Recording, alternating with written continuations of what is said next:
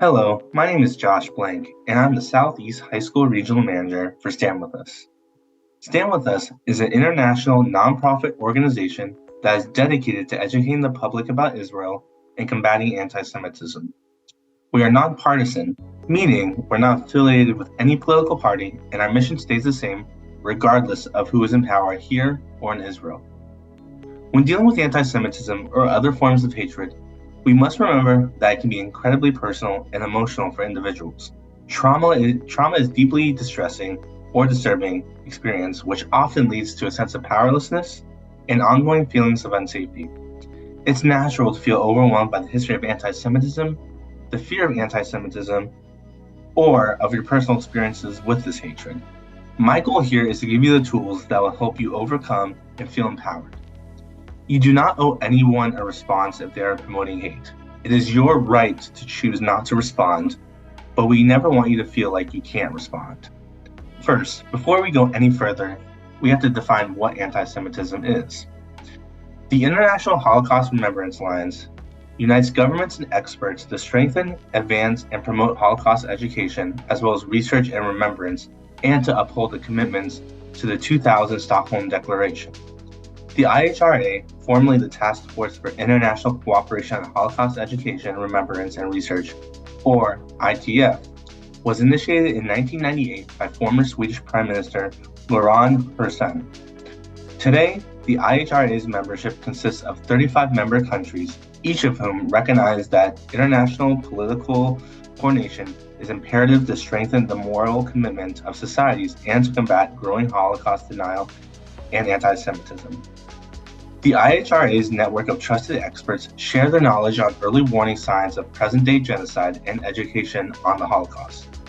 This knowledge supports policymakers and educators in their efforts to develop effective curriculum, and it informs government officials and NGOs active in global initiatives for genocide prevention. The IHRA developed a working definition of anti-Semitism that has been adopted or endorsed by over 1,000 government bodies at all levels, cities, states, and countries, educational institutions, and civic organizations. This definition is a crucial tool to helping identify anti-Semitism in its various forms so that it can be properly addressed. According to the IHRA definition, anti-Semitism is a certain perception of Jews which may be expressed as hatred towards Jews. Rhetorical and physical manifestations of anti-Semitism are directed towards Jewish or non-Jewish individuals and or their property, towards Jewish community institutions and religious facilities. IHRA then provides helpful guidance about contemporary examples of anti-Semitism in public life, the media, school, the workplace, and in the religious sphere, which could, taking into account the overall context, include but are not limited to calling for, aiding, or justifying the killing or harming of Jews in the name of a radical ideology or an extremist view of religion, making, demonizing, or stereotypical allegations about Jews, such as the power of Jews as a collective, such as, and especially but not exclusively, the myth about a Jewish conspiracy of Jews controlling the media, economy, government, or other institutions. Accusing Jews as a people of being responsible for a real imagined wrongdoing committed by a single Jewish person or group, or even the acts committed by non-Jews. Denying the fact, scope, mechanisms, examples gas chambers, or intentionally of the genocide of Jewish people at the hands of the National Socialist Germany and supporters and accomplices during the World War II, the Holocaust. Accusing Jews as a people or Israel as a state of inventing or exaggerating the Holocaust. Accusing Jewish citizens of being more loyal to Israel or to the alleged priorities of Jewish worldwide than to the interests of their own nations. Denying the Jewish people their right to self-determination by claiming that the existence of an Israel state is a racist endeavor. Applying double standards by requiring a behavior not expected or demanded of any other democratic nation. Using the symbols and images associated with classic anti-Semitism, example of the Jews killing Jesus or blood libel, to characterize Israel or Israelis. Drawing comparisons of contemporary Israel policy to that of the Nazis, and holding Jews collectively responsible for actions of the State of Israel. You can find all of this on the IHR website as well. Now, one of the primary reasons for inadequate responses to anti-Semitism is the fact that there are so many different ways in which anti-Semitism manifests itself and adapts to the various contexts and circumstances. That is why it's important to understand both the definition of anti-Semitism and the intentions of the people around us, whether they be peers, celebrities, or others. Whether someone said something hateful as a joke or something worse, what matters is in the terms of identifying anti-Semitism in the substance. Was something hateful said or done because of a person's or a group's Jewish identity? If so, this is anti-Semitism. It is also important to know that impact matters regardless of intention. But depending on the intention, we might react differently. So for example, was the anti-Semitism said or done out of ignorance, apathy, or malice? Ignorance is not knowing. This person might say, I didn't know this was hurtful when I said it. They need to be educated about the issue without shaming. Apathy is not caring. This person might say, I understand that this might have been hurtful, but I don't really think I'm saying anything hurtful, and I don't even care if it's hateful. They might not think it's that hurtful, or maybe they have been told one side of the story and they're prioritizing that over other conflicting information. They may also have been told time and again that their language is hurtful, but they don't see it that way. With this person, we need to try and help them realize that they don't get to decide what is and is not offensive to others about what they say. It may require a great deal of patience. Malice is being intentionally hateful or offensive. If you determine that someone is speaking or acting maliciously, call out their language and or seek appropriate assistance. Malicious anti-Semitism may appear in the form of bullying, harassment, vandalism, or violence. Malice crosses a line. So my next question is, who should be the ones to stand up against hate? It really could be anyone and everyone. Teachers, peers, celebrities, politicians, sports teams, you name it. And yes, of course, it could be you who's listening to this talk right now. So let's take a quick look at two case studies of anti-Semitism and how certain individuals responded. The first comes from a small town in Baraboo, Wisconsin.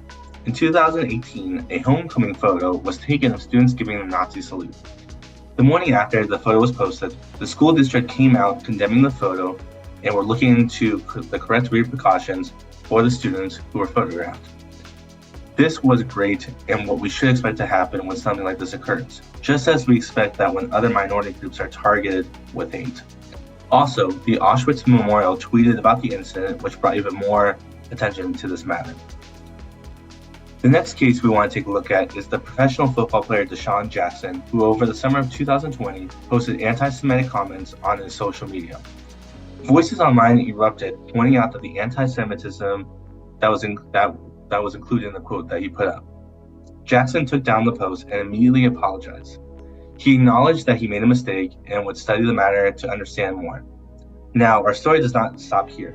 Kareem Abdul-Jabbar, Charles Barkley, and Dick Vitale all came out condemning the post made by Deshaun, saying this must be condemned in the strongest possible way. Julian Edelman of the New England Patriots posted that he reached out to Deshaun, offering to accompany him to the Holocaust Museum in order to educate and work with him. Finally, Deshaun had a Zoom call with Holocaust survivor Adam Schefter. Deshaun also announced that he would be visiting Auschwitz in order to further his knowledge. So let's take a look at this case. You had a professional football player post something anti-Semitic to his large following. Figures in the world of sports condemned it, education was offered by another professional player, and a talk took place with a Holocaust survivor. This is how we fight anti-Semitism. We call it out when we see it, and then we educate. So at this very moment, what can we do? Well, in the world of today, social media is a big part of it. We can always use this as an opportunity. For example, a former Kenneth Levenhall high school intern of Stand With Us created an Instagram page called Why I Wear My Star, where people from around the world could share their story and display their Jewish stars of David, demonstrating pride in one's Jewish identity and a great way of fighting hatred. In another example, after Kanye posted anti-Semitic comments on social media a few months back, someone took the Kanye subreddit on Reddit and dedicated it to the Holocaust education. What I hope you take away is the fact that we have the power to fight anti-Semitism. If you feel safe, say something. If you feel safe, do something. At Stand With Us, We are more than happy to work with you and help give you the tools to combat hate. Thank you, and I look forward to answering a few of your questions.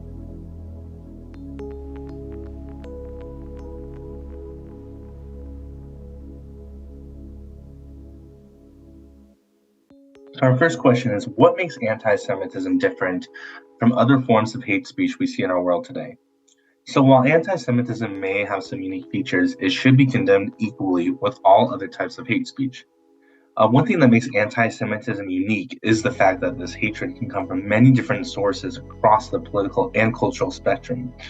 You have far-right anti-Semitism, which treats Jews as inferior, racially/ethnically, and often scapegoats them. This type of anti-Semitism is also largely based on the conspiracy theories about Jews. Of course, the most famous of these groups would be the Nazis, who truly believe that Jews must be wiped from the face of the earth. Sadly, white supremacy is still around and might be considered the most prominent and recognizable face of anti-Semitism. Next, we have Islamist extremism. Now, please note that I'm not talking about all Muslims in general, but about extremists who use religion to promote blatant hatred of Jews. These groups include Hamas, Hezbollah, ISIS, and the Muslim Brotherhood. Much like the Nazis, they see the Jews as a plague, including the Jewish state of Israel. Finally, we have far-left anti-Semitism.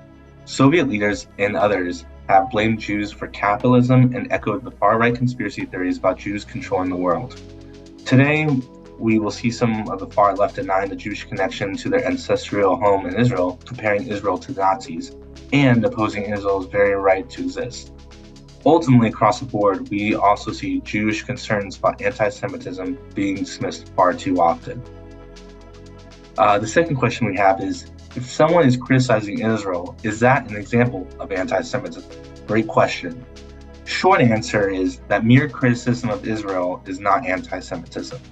As the International Holocaust Remembrance Alliance definition of anti-Semitism makes clear, criticism of Israel similar to that leveled against any other country cannot be regarded as anti-Semitic. But there is a line when it is crossed where rhetoric about Israel can be anti-Semitic. For example, when one demonizes Israel or Israelis, delegitimizes Israel and its right to exist as a sovereign nation, or applies a double standard to Israel, expecting of behavior not expected of other countries. This kind of anti-Semitism includes anti-Zionism, or opposition to the right of the Jewish people to be free and have self-determination in their ancestral home. Most Jews see Israel as an important part of their Jewish identity, and denying Israel's right to exist is a form of anti-Semitism. So anti-Zionism is actually an attack on an aspect of Jewish identity, which is discrimination. In this case, anti-Semitic discrimination. An example of this includes falsely equating Zionism with racism, comparing Israel with the Nazis, and accusing Jews living outside of Israel of being more loyal to Israel than their own countries. The third question we have is, has anti-Semitism changed over the last 100 years? So in some ways, one could say that anti-Semitism has changed very little over the past 100 years, although anti-Semitism adapts to fit the current culture at various times. The basic tropes and stereotypes are often simply repackaged and reused. So for example, during the plague that swept Europe during the 1300s, Jews were falsely blamed and attacked. And then when it came to COVID in 2020, those same tropes came back blaming the Jews for the virus. The greatest change in anti-Semitism began with the establishment of the modern state of Israel, which led to the wave of new hateful ideas aimed at Israel as a Jewish collective, including anti-Zionist forms of anti-Semitism, as we previously discussed. So our fourth question is, where is anti-Semitism coming from and why? So anti-Semitism can come from many different places and sources, as we previously mentioned: far right, Islamist extremists, far left. And the reason for anti-Semitism's range of lack of education and misinformation to blind hatred of Jews. Recent polls suggested that a large percentage of Americans today believe in common anti-Semitic tropes, including that Jews have too much power. As for young people, more and more have little to no knowledge of the Holocaust or actual conditions of Israel. These beliefs, misconceptions, and lack of education further the spread of anti-Semitism within the culture. And finally, our last question is, what are the reasons and arguments people use to justify their anti-Semitism, and how can we have the facts to respond? So this question is hard because it can vary from person to person. Many people are looking to blame someone for the problems in the world, and since, for most of history, Jews have been an outsider and different, it often seems easy to blame someone like that. For example, someone says that Jews control the banks or Jews like money. You can respond with the fact that at one point in history, Jews were banned from many lines of work. They were allowed to be coin handlers and bankers. And over time, this developed into the trope about Jews being greedy and controlling the financial institutions. Or the claim that Jews run Hollywood. You see, when the industry really first came about, it was seen as a second-class job and not very sophisticated. Jewish immigrants saw it as something special and essentially founded Hollywood. But now the film industry is run by tens of thousands of people from a wide variety of backgrounds. Again, these facts, if known, can help respond when you hear about anti-Semitic tropes and stereotypes. Providing this kind of factually accurate information about Israel, Jews, and anti-Semitism is at the very core of the mission of Stand With Us. Beyond the facts, it's important for people to simply meet Jews or get some other kind of exposure to Jewish culture so they really understand us as normal people who have similar challenges, hopes, and dreams just like everyone else. Thank you so much. Bye-bye.